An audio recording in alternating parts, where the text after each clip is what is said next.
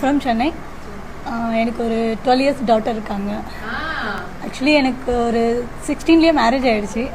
So இப்போ I'm 27. Studies எதுவுமே நான் கம்ப்ளீட் பண்ணல. அதனால ஸோ ஒரு மாதிரி எல்லா இடத்துலையும் நான் ரொம்ப டவுன் பண்ணுற மாதிரி ஒரு ஃபீல் இருந்தது. ஸோ ஹஸ்பண்ட் கிட்டே கேட்டேன், படிப்பு தான் முக்கியம் இல்லை, யூ கேன் டேலண்ட் உன்னுடைய டேலண்ட் எதுவோ அது நீ ஃபோக்கஸ் பண்ணுன்னு சொன்னாங்க. So that's why I choose the beautician.